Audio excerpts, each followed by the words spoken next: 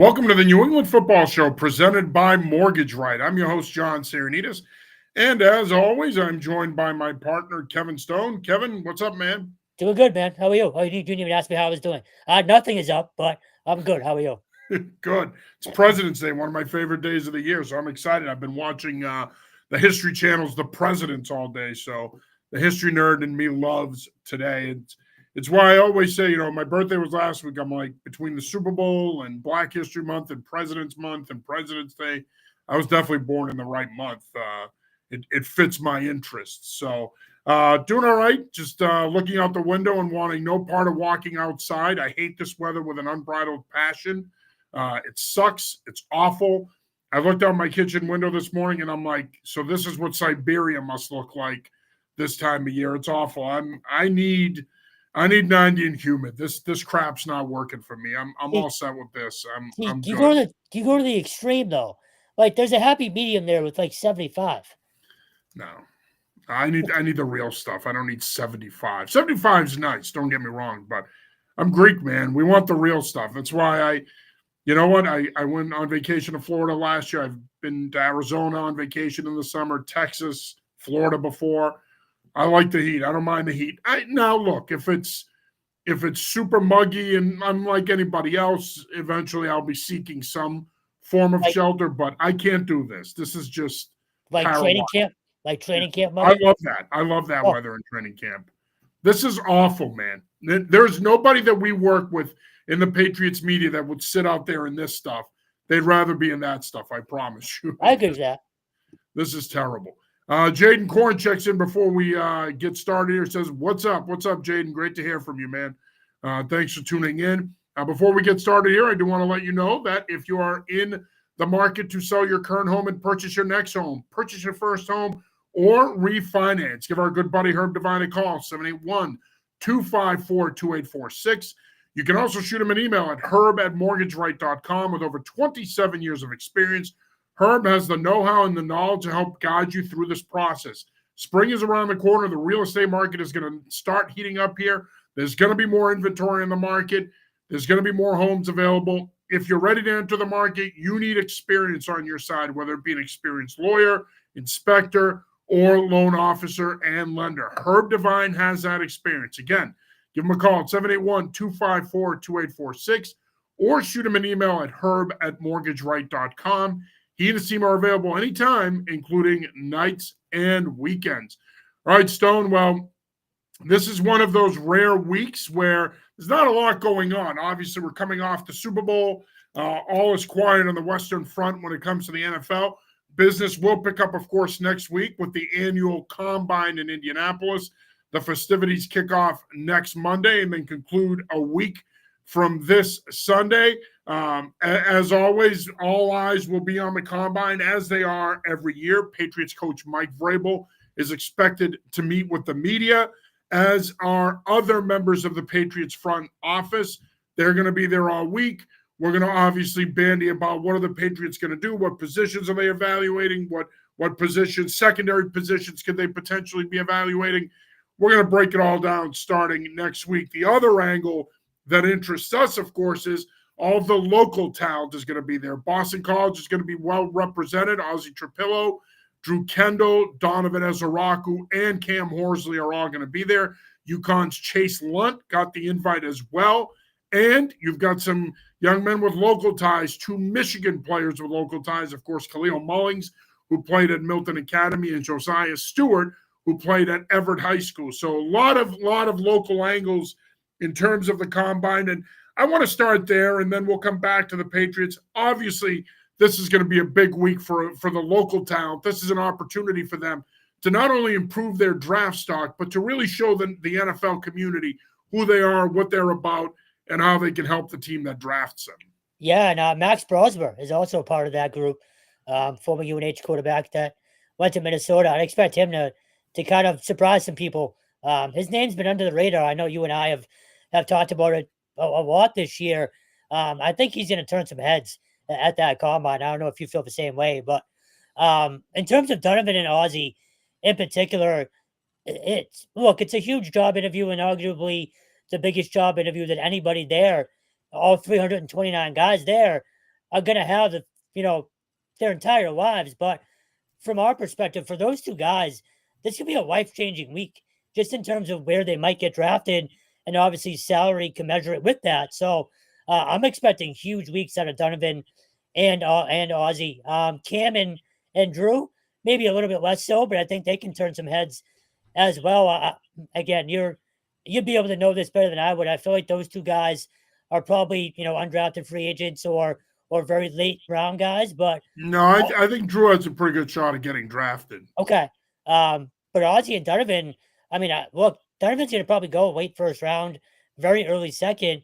Ozzy, what, 2, maybe 3?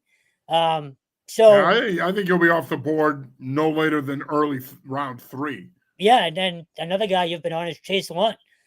He's going to be up there too. So all these guys should already, hear their names called for the most part. But next week is a huge, huge week just in terms of elevating that stock and potentially making even more money. Yeah, it's going to be a big week for all of these prospects, all 329 of them, but especially the local prospects. You mentioned Ezra, certainly a guy that could go in the bottom of the first round.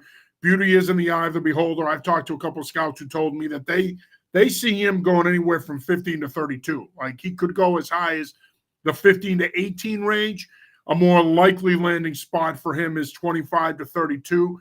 But there are a dozen teams in the league that are intrigued by him and really like him. So certainly if you're in the market for a pass rusher, he's going to be a name to watch in the bottom half of the first round. And look, after the Philadelphia Eagles into the Chiefs in the Super Bowl with their base pass rush, a lot of those guys now are going to make more money as a result of that. Guys like Ezraku, Mike Green, among others, Michael Williams, Jalen Walker, these guys are going to make a lot of money as edge guys because, again, getting pressure on the quarterback and being able to do it without having to commit to blitzing is huge for defensive coordinators nowadays. I mean, Vic Fangio, in many ways, had the cushiest job of all time when it comes to defending an offense as good as the Chiefs. He can just sit back, sip on his Diet Coke, play around with his play sheet, and just send 4 guys and play and drop 7. And that's pretty much all they did. They didn't blitz a single time. So a lot of those guys, their value went up as a result of that performance by the Philadelphia Eagles last Sunday night. Ozzy Trapillo, again, I don't think he's a left tackle. We're going to talk about this ad nauseum throughout the spring. I do think he's more of a right tackle. But I think he's a guy that's a top 75 pick. Chase Lunt, top 90 pick. I think both of these guys are right tackles long term, but they're long, they're athletic, they can get on people, they have a mean streak, they play tough.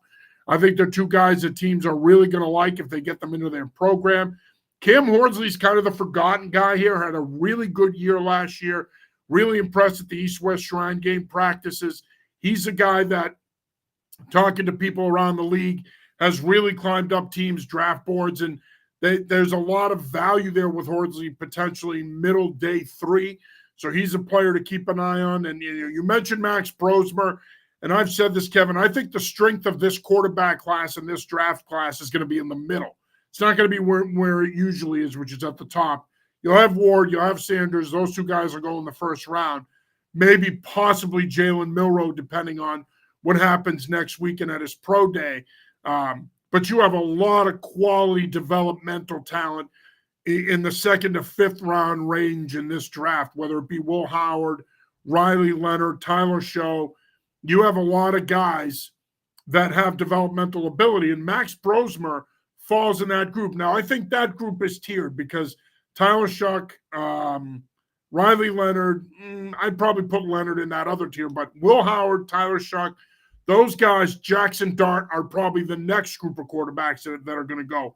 Max Brosmer probably falls in that next group with Kyle McCord and Riley Leonard. So I think that if you're looking for a potential developmental starter or a backup, I think there's going to be some value at the quarterback position in this draft, and that's where I think Brosmer's value is.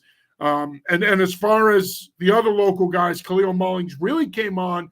Kind of feel like Khalil's best football is ahead of him as a running back. Certainly a kid that can play special teams as well. Josiah Stewart, I think, can be a 3-4 outside linebacker edge type. He can also be a situational pass rusher. So all of these kids are going to have an opportunity to prove themselves next week in Indianapolis. And of course, they're going to have the final test to prove themselves, their pro day. But it's going to be a big week for them nonetheless. It's interesting, too, because, of course, we got some other big news today, Kevin, and that is a report that the Cincinnati Bengals are going to be franchising T. Higgins again. Of course, the deadline to franchise your players is tomorrow afternoon. I know that a lot of Patriot fans obviously had their hopes dashed with this news. There was hope that T. Higgins would end up coming here on an overpay. Doesn't look like it's going to happen. It appears that Cincinnati is willing to franchise him and extend him. So with that being the case, I think it's safe to say that the Patriots need to move off of that now. They need to focus on the remainder of free agency. And a more likely scenario, and I talked about this with Joe Murray earlier when I was on with him, a more likely scenario is the trade market. And that brings us to our good buddy Ken Matthias, who checks in. What's up, gentlemen? Great show as usual. Apparently T. Higgins will be franchise tagged. What do you guys think New England should do? Trade for Kupp or Samuel? Thanks for checking in, Ken. I appreciate it. Go ahead, Stone. My main guy is DK Metcalf. If you can go get him, that's my prime target for them. I don't think he's going anywhere though. No, I agree. I think they're going to move on from Tyler Lockett. They could save about $16 million if they do that, but I don't see them moving on from DK Metcalf. Either way, whether it's Kupp, whether it's Samuel, whether it's DK, whether it's someone we haven't even talked about yet, I don't think free agency is going to end up being the route they can go for a wide receiver. I just don't know if that's going to be doable, but I do think they can figure something out with a trade. And then again, you got to take at least one shot eventually the draft and hope you hit. But I still have hope for at least for Jalen Polk and maybe Javon Baker. Again, I know there's not much to go off of there, but look, it's a new coaching staff. Maybe they can get through to him or them. And, maybe you have a better receiving core than you think right now. But if you are going to go target someone, I think it's got to be through a trade. I don't think free agency is going to be the way you improve that room particularly. Oh, yeah. I mean, it is going to be the only way they can fix it. Look, in many ways, if you're going to go the veteran route to fix this team, they're going to have $122 million in cap space to spend here in a couple of weeks. They're going to spend some of that money, okay? Somebody's going to take their money. Again, as we've said all along, they're going to have to overpay. They're not going to get guys here that are going to take market contracts. They're going to have to pay as Mike Giardi and Andrew Callahan told us a couple of weeks back, they're going to have to pay the suck tax. It's just the way it is. I think, in my opinion, again, obviously the veteran trade route is one way you could do it. Another way, of course, is the NFL draft. But the way that Mike Vrabel wants to build a roster, I don't see them taking a wide receiver before the end of day 2. They have the 2 third-round picks. Could they potentially take one there? Yes, but I really, truly think that Vrabel's going to want to build this roster up front from the inside out. There's going to be an emphasis on offensive tackle. There's going to be an emphasis on edge. There's going to be an emphasis on defensive tackle. And I think that wide receiver is a distant 4th in their eyes. That's not to say that they're happy or content with what they have, but realistically speaking, when you're talking about the long-term future of this franchise, the way to do it is to build from the inside out, and I think that's what they're going to do. Ken checks back in. If the Patriots don't trade for a wide receiver or sign one in free agency, how realistic is drafting Travis Hunter and developing him as a wide receiver, although he's going to be a cornerback? Well, Ken, thanks for checking in, Ken. He's going to the combine as a corner. Right. I don't want any part of Travis Hunter, even if he's sitting there at 4. I've been very adamant about that. I've said that for weeks now. I think, in my opinion, it's got to be either Abdul Carter, Will Campbell, Mason Graham, or you trade down if possible. But it's hard with Hunter, right? Because if he's there, it's like, how do you pass up on that type of talent? Yeah, he's an asses in seats guy, but they don't need that as much as they need help on both lines, as you've said. Yeah, and again, they may look at this objectively if he is sitting there at 4 and say, well, he's the best player on the board. We can't pass up on him. And sometimes, look, we've seen this in the past with Belichick, and I think anybody with half a brain espouses to this theory.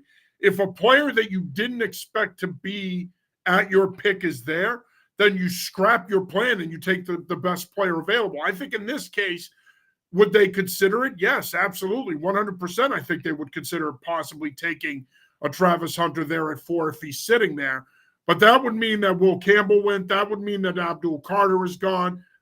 That would more than likely mean that at minimum Cam Ward is gone. I still think if you're sitting there at 4 and somebody wants Shadur Sanders, if he's still on the board, if that phone rings, you got to answer it and consider moving down. Nonetheless, it'll also depend on how far down you have to go. But I still think that the Vrabel blueprint is going to be to build from the inside out.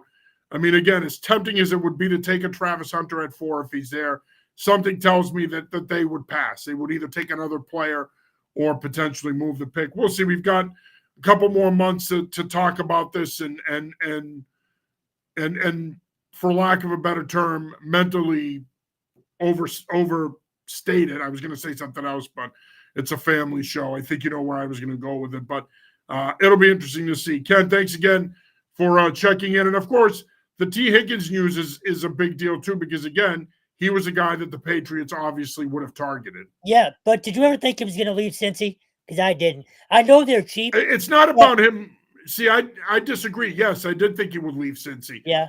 It wasn't about him. It was more about them. Were they willing to do what it takes to keep him? I think he would have been perfectly willing to leave Cincy if the right offer came along. So fair enough. I just don't think that franchise of any, they got to listen to their quarterback. If their quarterback's bitching, or not necessarily bitching, but demanding that they bring guys back, they got to do everything they can to make him happy. Well, I mean, yeah, bitching is not the ideal word there. Look, right. If I'm Joe Burrow, yeah, and the Bengals, you mentioned cheap. The Bengals do have a track history of not spending on free agency. They don't even spend in terms of their operations.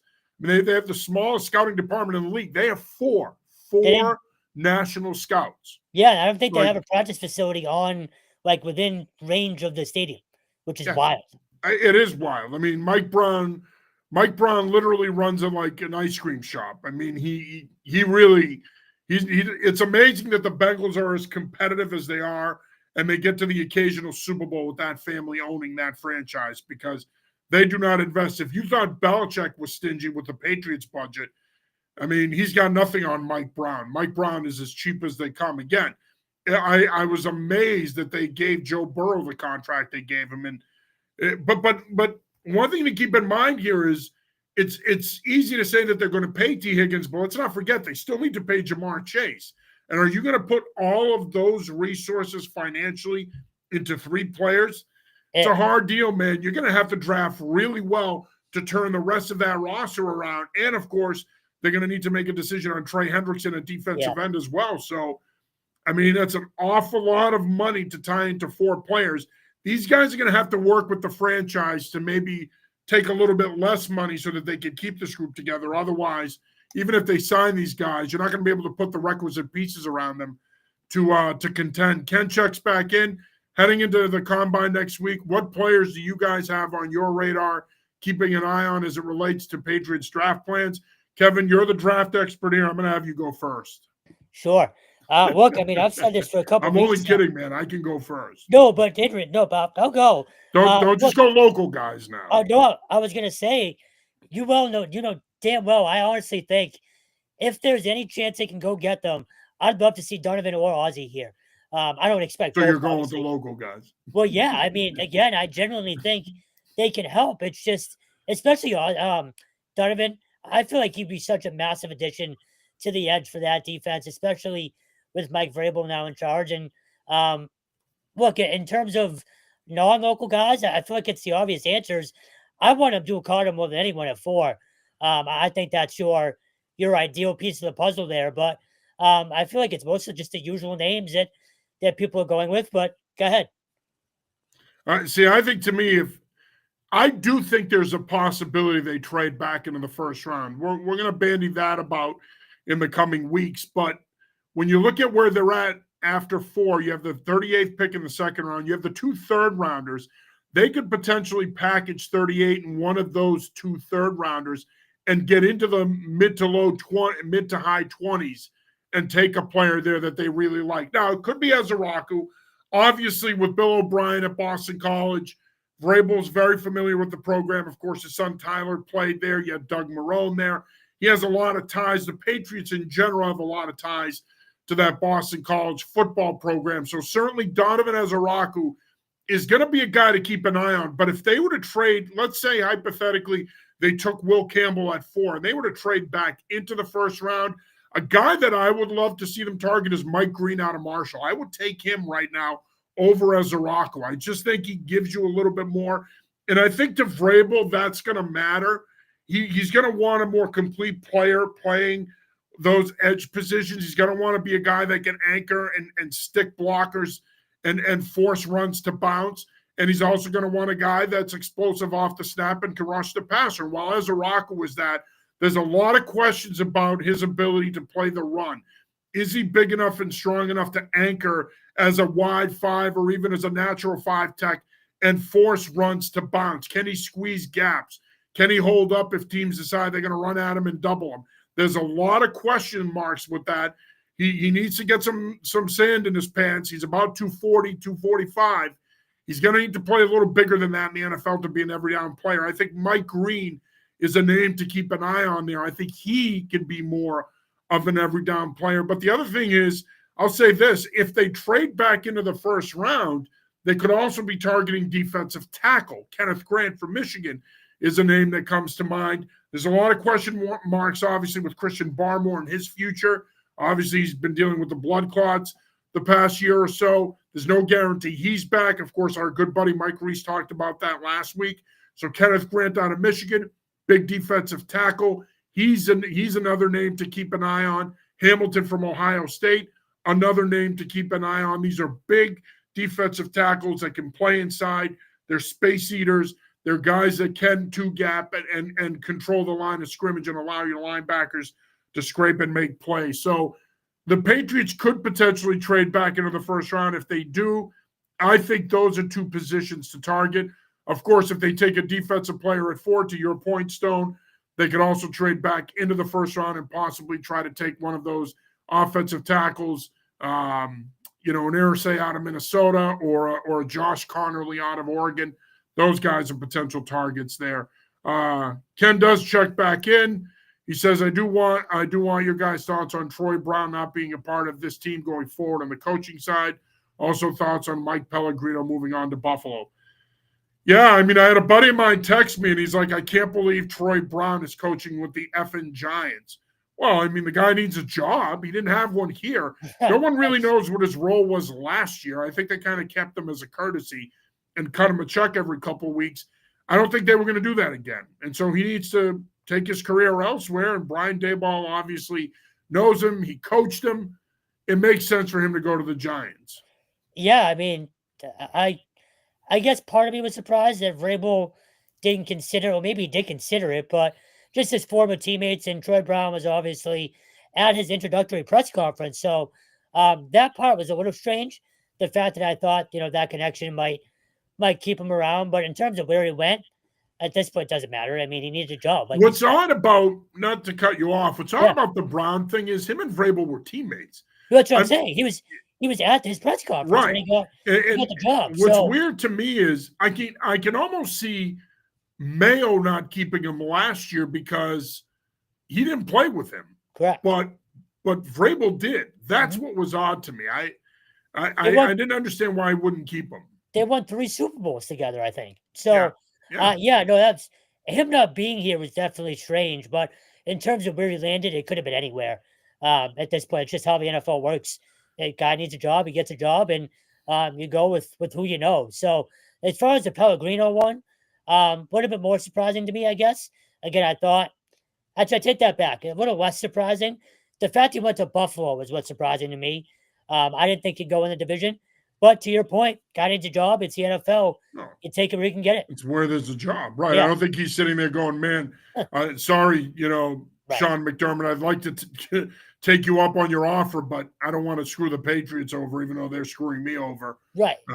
I'll have to pass. No, obviously a job's a job. Just before we get too far ahead, one other guy I just thought of in terms of watching down there, there's been a lot of talk about the Patriots needing running back. A, do you agree? B, Omarion Hampton is a kid I loved seeing in person. He was just, he didn't really go off against BC, but you notice him when he's out there. Is running back sort of on their radar, do you think? Man, you really know how to sequence these shows, huh? I said before we get too far ahead. Yeah, I do. I do think running back is a need because I think that Ramondre Stevenson, while you paid him last offseason, I think his fumbling issues are a concern. Antonio Gibson was on a one-year deal. So as of now, you have to assume he's not back. So you need a second running back and a third running back potentially. So running back is 100% a need. It's going to be a need for them in free agency and the draft.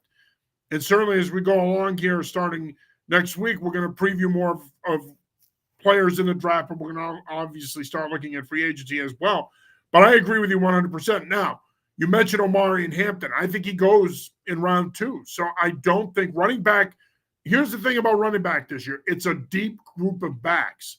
This is one of the deeper groups we've seen. It's not often in this day and age you could potentially have 2 first-round backs. Hampton is one of them. Obviously, Austin Genty's going to go in the first round. So, yes, to answer your question, I think running back is a need. I think it should be a target need for them. I don't see Omarion Hampton because I think they're going to have to take him in the second round potentially if they want him. But there's going to be other backs there, man. There's other backs there that I think could be really good fits for them. I love Caleb Johnson out of Iowa. I love DJ Giddens out of K-State. Those are 2 guys that come to mind. There's a lot of quality backs here. Jaden Blue out of Texas, Donovan Edwards out of Michigan. There's some value there in day 3. It's a deep stable of backs. The Patriots can find a back to complement Stevenson, but also take carries away from him if he's fumbling.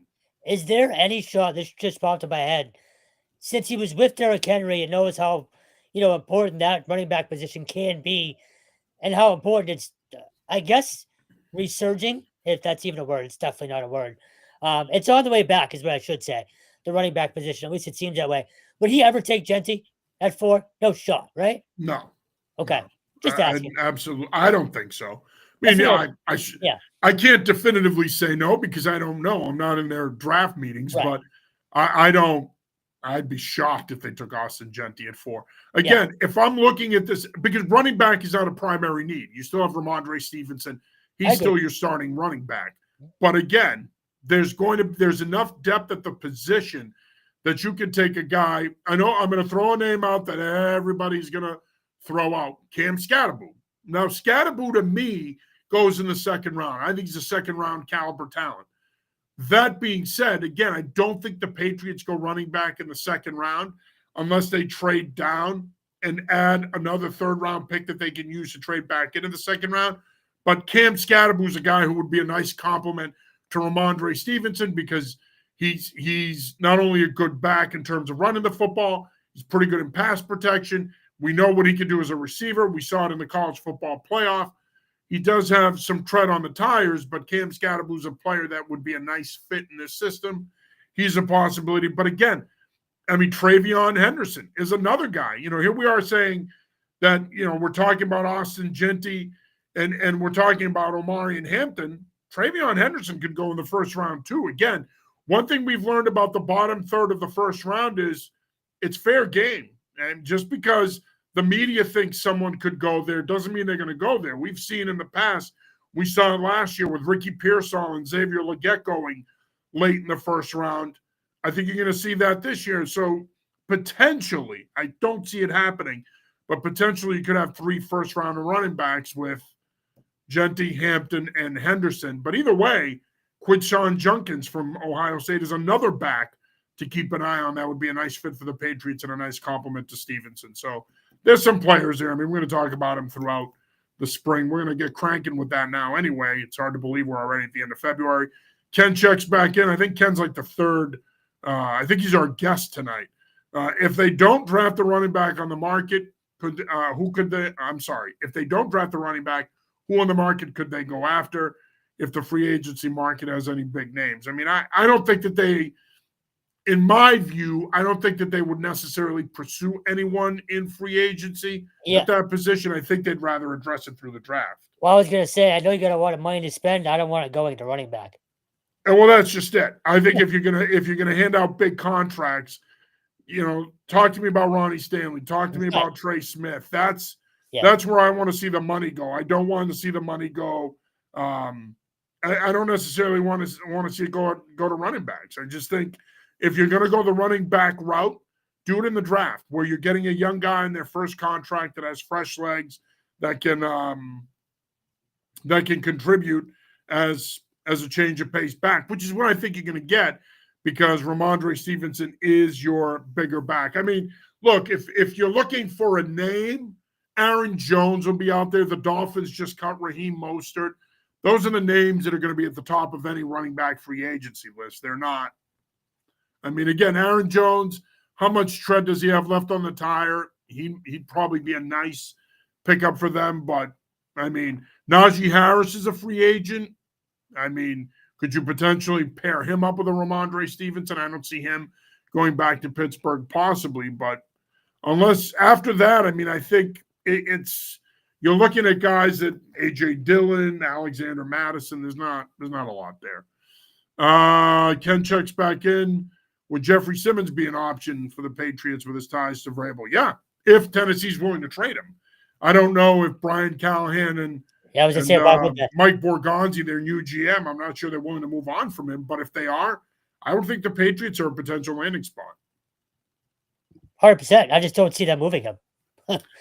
Well, I can see it. I just don't know if if that's what Borgonzi wants to do is one of his first moves with a brand new franchise. Yeah, I mean, he's a franchise cornerstone, so I don't see it either. And one thing about Brian Callahan is same as Vrabel. He's going to want to build from the inside out. Obviously, we saw with the Eagles the importance of being strong along the offensive and defensive lines, and that's how a lot of these teams are going to want to build their rosters. That's going to be the blueprint, the Howie Roseman blueprint. But it's not the Howie Roseman blueprint. It's always been that way. It's not just that. You are watching / listening to the New England Football Show, presented by Mortgage Right. I'm your host, John Serenitas. As always, I'm joined by Kevin Stone. We do want to remind you that if you're in the market to sell your current home, purchase your first home, or refinance, give our good buddy Herb Devine a call, 781-254-2846. You can also shoot him an email at herb@mortgageright.com. He and his team are available anytime, including nights and weekends. And trust me, Devine's always on the phone. So if you're ready to enter the market, reach out to him. Do yourself a favor. You're going to be glad you did. He's one of the best in the business. So please reach out and do it. And I'm not just saying that because he sponsors this show. I'm a realtor. So I know the housing market. I've been in business for 10 years. I've worked with a lot of people. Herb is one of the best. Make sure that if you're ready to enter the market, you reach out to him. Ken checks back in. Appreciate you, gents, answering all my questions. Any thoughts on last week's Super Bowl? Yeah, the Eagles kicked Kansas City's ass. What else you want to know? I got nothing. I didn't watch that second of the halftime show. I watched the U Part 2. Great decision. Well, I thought you were a Kendrick Lamar guy, no? Yeah. No. What if he did a collaboration with Blink 182? What if it was Lamar 182? Would you watch that? Sure. What the hell? I wouldn't enjoy it probably, but yeah.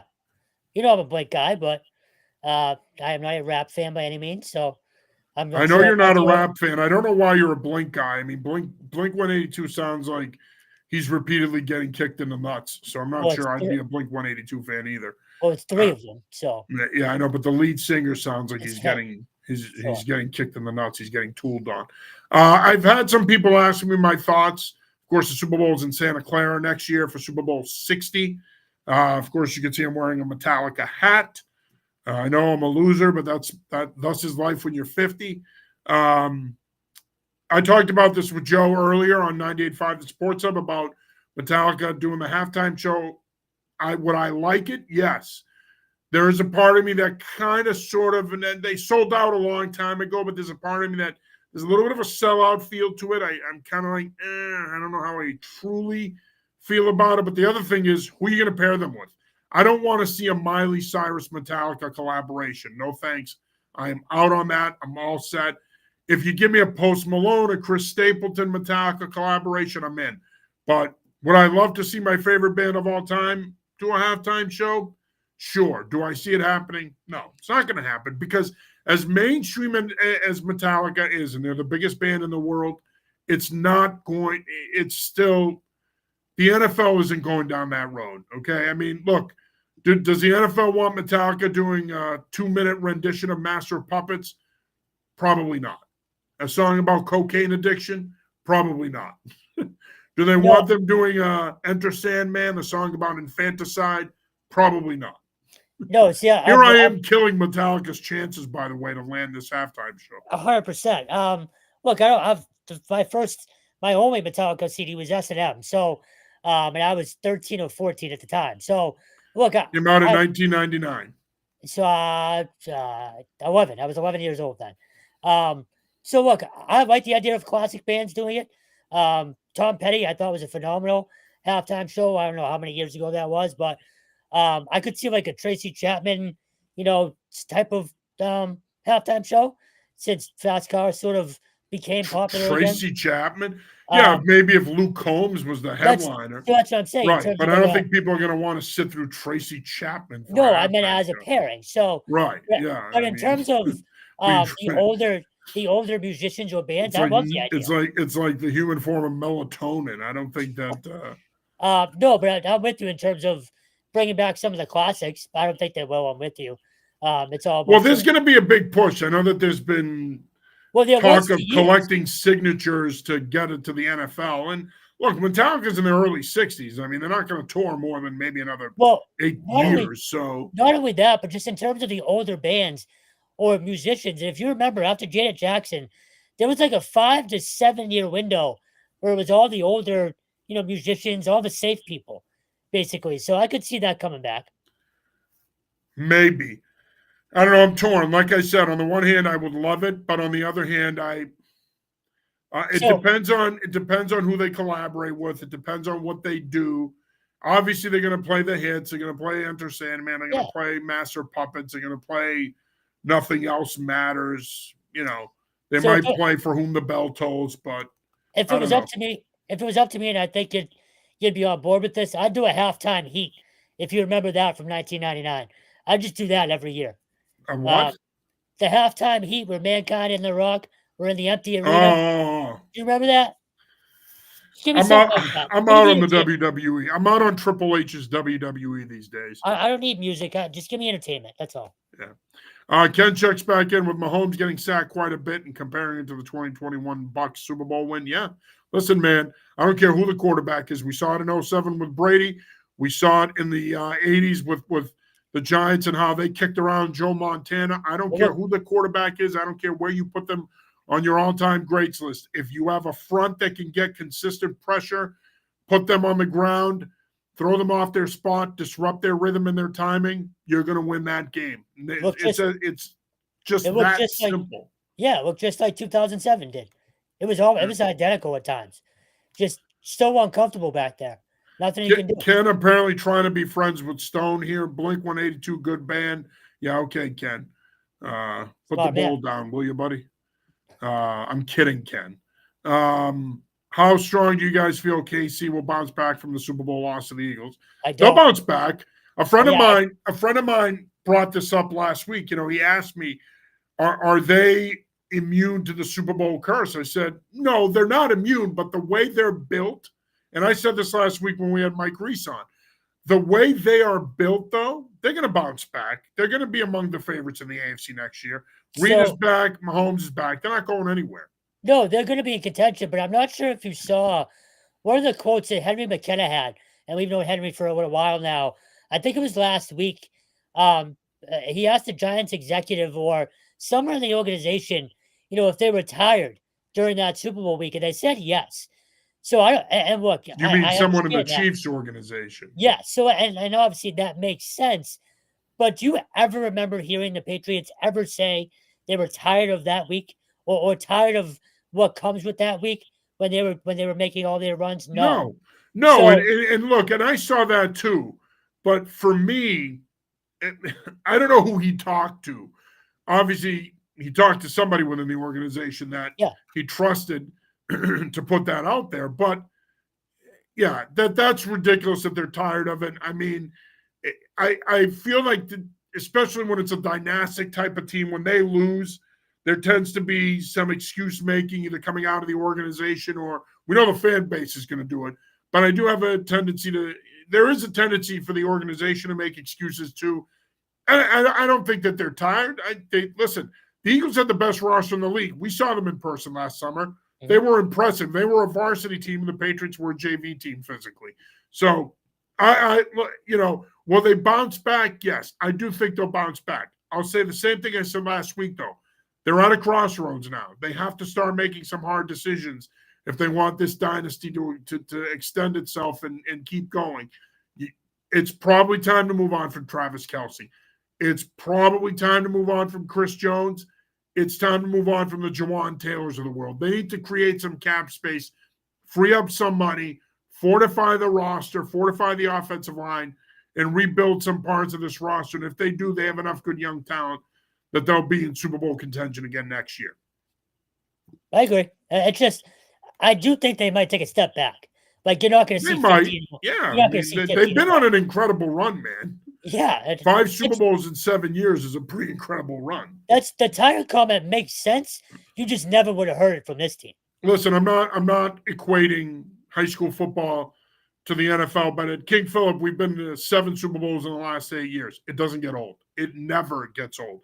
It becomes the norm. It becomes the expectation. And if you don't get there, it will really hurt because it's become a tradition. And for all the years that I've been involved with that football program, getting to Gillette and playing on that field, on that stage, never gets old. That extra week of practice, the extra week of hours, the preparation you put in, the time you put in, that doesn't get old, man. Winning doesn't get old. I have 3 rings sitting in the cupboard. Like, that doesn't get old. It never, ever does. It never, ever will. So anybody in the Chiefs organization who thinks it gets old, I don't know what to tell you. You might want to work elsewhere. I like Metallica too. Good band. All right. Thanks, Ken. As long as Mahomes is under center, KC will be in the Super Bowl conversation. Yeah, I agree. Absolutely. We couldn't agree with you more, buddy. All right, let's pivot here, talk some college football. Stone, of course. Some news coming out of Chestnut Hill this week. On the coaching front, Jordan Thomas officially hired as the new defensive line coach. He takes over for Jeff Comisong. And the Eagles got some news over the weekend. Ray Brown, defensive backs coach, is leaving. He is going to coach the cornerbacks for the San Francisco 49ers. Of course, his son was an integral part of the Catholic Memorial Super Bowl team this past season. You got a chance to talk to Coach Brown, just some thoughts on your conversation with him and leaving for the 49ers. Yeah, man, you know this better than anybody. This job or this business, you take opportunities when you can get them. And this is his first NFL opportunity. Told me point blank, I had no intention to leave, but it's an opportunity you can't pass up. So best of luck to him. It's a massive loss, not just look, as a coach, you saw guys like Carter Davis, Ashton McShane. I'm missing a bunch off the top of my head, but that secondary, when Amari Jackson went down this year, they more than held their own.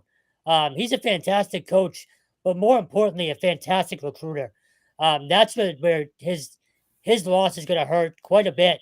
And now, look, it's in today's world, guys will build relationships and they'll find someone else who's just maybe not just as good, but who can, who can connect the kids, but not the way that he can, man. He's one of the better ones, and there's a reason why he's now getting a chance in the NFL. He's sort of skyrocketed up those ranks the last few years. So he's always been great to us, great to me, and couldn't be happier for him, wishing him nothing but the best. But that's a big loss for BC and this staff. Huge loss. And now, if you're Bill O'Brien, you have 3 weeks before the start of spring ball to hire Brown's replacement. Now, do you have to necessarily hire someone? So I was going to ask you, do you go in-house? You could go in-house. Yeah, I think the other thing to keep in mind is, and I think the other thing to keep in mind is you could go in-house until after spring ball, and then you can possibly make a hire then. Obviously, you got some in-house folks. You got Will Blackman, of course, Bishop Hendricken, standout, played at Boston College, lengthy NFL career. He's probably going to be in the mix to potentially take over. If nothing else, he could probably coach that group through the spring. And if he doesn't want it, let's say, then you could potentially make another hire again. We don't want to speculate whether or not he wants it, doesn't want it. But the timing isn't the best. But again, as you said with Coach Brown, I mean, these opportunities don't come along very often. When they do, you got to take them. A chance to coach in the league with a prominent organization like the 49ers, it'd be a no-brainer, in my opinion, for him. Of course, Boston College is kicking off spring football on March 11th. Kevin Stone will be there. I think you're setting up your tent the night before, right? Probably a week before knowing them, but Yeah. yeah, looking forward to it. Then this sort of connects with the Brown thing. They have a ton of that team back this year. Like when you go through that roster, there are names up and down in every position group. This is a deep team, and that's assuming health. And again, it's only March. Well, not even March, but um, losing Comasong and losing Brown, the only way it won't hurt them as much as maybe another program is because of the guys you have back. There's a lot of continuity in those rooms already. So I think that's Yeah, gonna but help. you're also losing. Where I disagree with you is you're losing guys in key spots, though. We're not talking 100%. about that enough. I mean, No, I you're agree. losing Offensive line, 3/5 of your offensive line. huge. But you Huge. also have guys like a Logan Taylor still there, like a Jude Bowery still there, who can sort of bridge that gap from, the last Right, few but offensive lines. you're Yeah, still talking about same thing on defense with Neto, Okpala, and 100%. Ezaraku. I mean, Yep. Cam Horsley. How do you replace those guys up front? You don't. No, you don't. You don't. But You're but gonna I have do some big think losses in your front seven. agreed, but I do think there's talent there. They have to prove it, but But I that do think talent needs to have a strong spring, and then they need to step up in the fall. 100%. Yep, I agree. I mean, I get what you're saying. I think to your point, there's been depth there, and that's a good thing. But I think they're gonna need some of the guys that they brought in to step up, and certainly some of the guys that were back there. But to your point, you made a very good point earlier about Brown and keeping that secondary together after they lost Amari Jackson with the injuries. He did a great job keeping that group together. And they had a lot of young guys playing as well. And look at the year that, look at the year they got out of some of these guys. I mean, it's pretty impressive. I mean, I mentioned McShane. He came out of nowhere. Carter Davis came absolutely out of nowhere. Yeah. Max Tucker continues to get better. Yeah. So you do need to find a coach that can continue to elevate these guys. But I do think there's enough experience now in that room because they were forced to play last year. Well, you should be okay. Yeah, of course. And we'd be remiss if we didn't talk about KP Price. Yeah. He had a big year for them. Cam Martinez, too, transferred in from Ohio State. Yep, he had a big year as well. So Coach Brown did a great job with this group. So definitely we want to wish him the best. Want to wish him the best of luck as he moves on to the NFL. I mentioned Boston College, of course, starting March 11th. Sacred Heart released their spring schedule. They're going to be kicking off spring ball on March 17th. I'm trying to get somebody down there for that. We're still working through trying to get information from some of the other schools. UMass had announced that their spring game will be on April 19th, which means they're probably starting spring ball right around the same time as Boston College. So, of course, we'll have full coverage of that as well. We should have almost all the dates this week, I would think. You would think, but again, and I'm gonna bring this to a separate conversation, which we might as well jump into that conversation now. We say that, but I do think that the temperature with spring football is changing now because of the transfer portal, because of the player movement in college football. I do think things are changing now in regards to spring football. There's a chance Boston College may not play a spring game this year, which is hard to believe because the Jay McGillis Memorial Spring Game has been a sports staple around here for the last 20 plus years. So that would be hard to believe if they don't play one. But I think you're going to see less and less schools playing them, Kevin. Yeah. So look, in terms of, it's a shame because it's a good family day, right? Like it's a day to get the kids out to the stadium. You don't have to pay regular game day prices, all that kind of stuff. But on the flip side of it, these games being on TV, particularly for BC, for just our example here, when it's on ACC Network at 11 a.m. and someone randomly flips it on or a recruit flips it on and you see 25 people, 30 people in the stands, it's not a great look. So instead of that, I get it. You bring the practice inside, you have a more structured scrimmage. You're not doing it for the cameras. You're not, trying to have Bill O'Brien on the PA system, hyping up the fans. Like it's just a regular work day. So as much of an event as it could be, I get why teams don't want to do it for a multitude of reasons. But Well, the primary reason, as I said, the primary reason they're not doing it is the portal and coaches from other schools sliding into players' DMs and recruiting them after the spring game.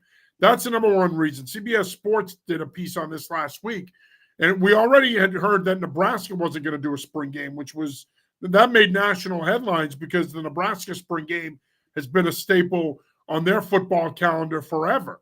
But they're not doing a spring game this year simply because of the portal and opposing coaches from other programs sliding into players' DMs and recruiting them over and offering them scholarships and money. And I think, yes, do I think you're bringing up a good point? I do think part of it in the case of Boston College is also the optics. There was nobody there last year. We thought it would draw a crowd because it was Bill O'Brien's first spring game. There was hardly a crowd. It was I think from an optics standpoint, you're right. It's probably that is part of their decision. But I still think the biggest reason they're doing it is, again, you don't want to get your players recruited. It's that simple. Well, that and not to cut you off, I think you're going to see less schools putting out their days too because of this. You're going to have to the overall schedule. I think you're going to see less media access at spring ball. I think that it's going to become more like NFL OTAs and voluntary workouts where it's going to be, sorry, we've got 15 practices. We're going to use them. We're going to develop our team, but we don't want the coverage. We don't need you here. We'll see you in the fall. Do you also think there's anything to just having a more structured practice and not trying to make it a show for that last? Okay. No, I don't think that's it. I think it's two things. I think it's portal related, and I think it's what you said. I think from an optics standpoint, that game just doesn't draw the crowd that it used to. And I think those are the two biggest reasons in the case of Boston College why ultimately I think they made the decision to but we don't know officially. They haven't said that they're not doing it. There's a pretty good chance, but we've heard whispers that they're not. So yeah, and it's a shame because look at a guy like Reed Harris. I talked about him in spring ball, but until you saw him, he put on a show last year, if you remember. Yes, that's where I think it's disappointing, Kevin. Yeah. When we were there last year, it was really good for us who covers the team throughout the year.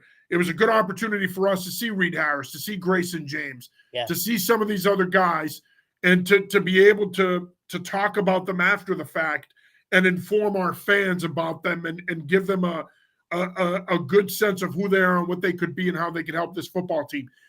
Could we get that from going to a practice? Sure. But the spring game, it's just a different perspective for us. It gives us a different perspective. 100%. And having said that, you mentioned UMass. Holy Cross will be April 12th, I believe. Yeah. So those are the ones we definitely know for now. But again, we're hoping to have all of them this week or just about all of the dates this week. Yeah, just make sure you're logging on to anyfootballjournal.com. We're going to be updating our spring ball tracker as best we can. Brown also put out their spring ball schedule. They're going to be kicking off at the end of next month. So we'll have full coverage of the Bears as well. They don't do a spring game, so it doesn't really matter. But as we get the dates, like Kevin said, we will make sure that we get you those dates out. And we strongly encourage that, coaches, players, make sure you know when these spring dates are for recruiting purposes, but also for you coaches out there, it's a great opportunity to get out there and watch these college coaches in action and not only watch them coach, but also you can follow the team if you have a rooting interest in the team as well. So I highly recommend getting out to BC spring ball. We're excited about that. Bill O'Brien is scheduled to appear at the Massachusetts High School Football Coaches Association Clinic at Gillette Stadium on March 14th. Joe Harasimiak, the new UMass head coach, is expected to be there as well. Boston College is practicing that Saturday, the 15th. So I believe O'Brien and his staff will be there that Friday night, but they will not be there that Saturday. So they are scheduled to practice. Bob Chesney should be making the trip back down too. Be good to see him. Yes. So we'll see. I know that I was told last week that schedule should be coming out this week. I heard that the Mass Coaches Association Clinic, which will be there, that information should be coming out this week. So we'll see. There were a couple of high school hires this weekend as well. Xavier High School down in Connecticut had a reunion with Sean Marinan. He is back after leading the Falcons to 3 straight state titles. He stepped away. His defensive coordinator, Andy Guyton, took over after guiding the program for 8 years. Guyton stepped away this start of this offseason, and Marinan is back to guide the Falcons. Xavier went 3-7 last year, so certainly, getting Marinan back will help. He won 120 games in his first go-around as the coach at Xavier. Connecticut football is better when Xavier football is better. That's a great hire for Xavier, getting him back in the fold. Still a couple big openings down in Connecticut. Of course, Adam Barron stepped away from Staples High School a couple of weeks ago. I got a chance to talk to Coach Barron last week and wish him the best. He's one of the best dudes, one of the best high school coaches in New England, not only because of what he did on the field as a coach, but off the field. Just a class act. Can't wait to follow New Mexico football and root for Coach Barron's out there. And Massac, as far as we know, Massac is still open. Of course, Steve Christie stepping away there after their Super Bowl win over Windsor. They won the Class MM state title. So Coach Christie stepped away there. Massac is a big job in Connecticut that's also open. Big job here in Massachusetts was filled. I thought the timing of this was interesting, Kevin. St. John Shrewsbury hires Dr. Gary Senecal as their new head football coach. I don't remember the last time I heard a guy with a doctorate taking over a high school football program, but nonetheless, Coach Senecal has a terrific resume. He's been a head coach. He's a track coach at St. John Shrewsbury. He's been the offensive coordinator at St. John Shrewsbury. He's also coached at West Georgia, Assumption. He's got a diverse resume. I think he is a terrific hire for the St. John Shrewsbury football program. Yeah, and one more you forgot to mention. We did a story on it last week. Grafton. I'm going to get there. That's next. So, sure. Yeah, go ahead. Let's talk about this first, though. Good hire for St. John Shrewsbury. That's a program who highly recommended by Bob Chesney, by the way, who I believed he coached with that Assumption. You can't get a much better, glowing recommendation than Chesney, right? Belichick, well, fair. That's true. Yeah, I'm kidding. But to your point, for Central Massachusetts, I couldn't agree with you more. Right. But in terms of Central Mass, that's a program that should always be in the conversation. Always. And I feel like they haven't been for, 5 years now, maybe? Something like that. It just feels like they've been sort of in the background. So hopefully this hire can get them back in that, upper echelon, top tier Central Mass discussion more frequently. I agree. Now, it's not easy in the Catholic Conference. We know that. When you're going up against CM, Xaverian, St. John's Prep, BC High. I mean, Paul Zukowskis, he did a wonderful job last year at BC High. The Eagles are back. It's not easy making hay in that league.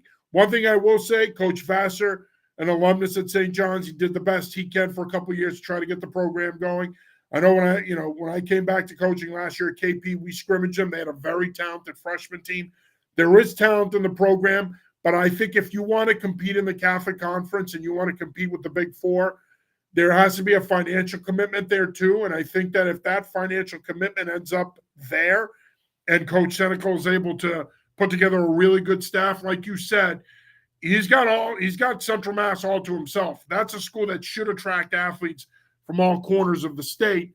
That could be a really good job. He seems to be the right guy for it.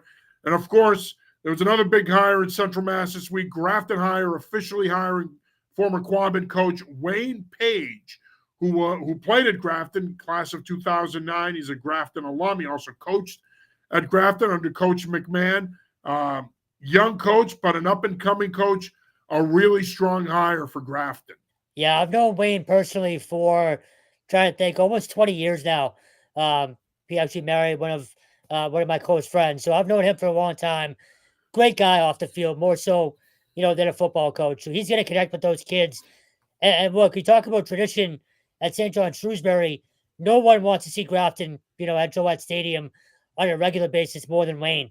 He mentioned he played for them. He was a quarterback there. He knows what that program is all about. He knows the expectation and the standard that Coach McMahon and even Coach Ross before him set. So, Mike Ross, of course, has won 3 straight bowls at West Boylston. Yeah. So, I mean, that's a that's a program, again, rich in tradition. And Wayne's going to make sure kids understand that and try to strive for that standard that Coach Ross and Coach McMahon set. So great hire by AD Ashley Paulson, and hopefully Wayne is going to hit the ground running there, and hopefully we see Grafton back at Gillette sooner rather than later. Yeah, and of course you've known Ashley for a long time as well. So yeah, when she was covering gymnastics about 10 years ago, so she has worked her way up and arguably one of the better ADs in the state. So, she was coaching gymnastics, you mean? Yes. You covered her as a coach? Yes. Okay. Yes. Yeah. With the Metro West Daily News that was probably 2010. So, but no, I've known Wayne again for a long time, and parents will love him, kids will love him. Just a great dude and a good football coach. Yeah. Really good hires all around, and still a lot of hires still left to be made.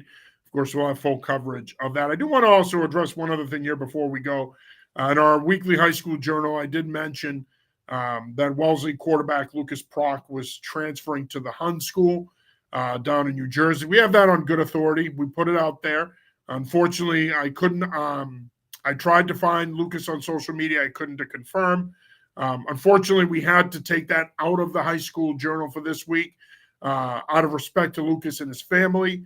As of now, we don't know if he's made a decision or not. Certainly when that decision is made, if a decision is made at all. Obviously, selfishly, we hope Lucas stays at Wellesley and Wellesley continues to contend in Division II. But hopefully, if we find out either way, we can report that. But one thing I will say about us, we do our due diligence when we get information. We try not to rush to judgment. And there have been times where we've sat on things out of respect to people in the process. I sat on something 2 weeks ago. I got wind that Dan Copen was going to get the LaSalle job a week before they announced it. I didn't put it out there because I didn't want to take the wind out of the program sales. Again, we did our due diligence in this case. Sometimes you run with things. Kevin, you know this firsthand last year, of course, with the Bill O'Brien hiring. We have a job to do too, though. And when we get a piece of information that comes our way, we will do our due diligence. But ultimately, we have a responsibility to New England football fans and our subscribers to get that information out there. And we try to do that. So a decision has not been made by Lucas yet. Like I said, we hope that he makes the best decision for himself. When one is made, we will make sure that we report on it and we talk about it. All right, Stone, final thoughts here before we wrap it up. No, nice little break here, but the fun part's coming. I love clinic season and pro day season. I know you do too. It's networking for us, but it's also just sort of appreciating all the relationships that we've built over the years. And I love this time of year. I really do. So within the next 2 or 3 weeks, looking forward to seeing everybody out on the road again. Yeah, it should be fun. I mean, it's going to be a busy stretch for us after this week, starting with the combine. And then, of course, we have spring ball, pro days, and then we have the NFL draft. So it's a busy stretch. And then even after the NFL draft, we have the showcases. So OTAs. It's basically football season. Yeah, it's basically football season. I mean, we're going full bore now until June. So no rest for the weary, but this is what we do. We love doing it. Just a reminder, we appreciate your support. Feel free to subscribe for $2.99 a month. You get some of the best high school football coverage, college football coverage, and Patriots coverage in the area. Again, visit anyfootballjournal.com to subscribe.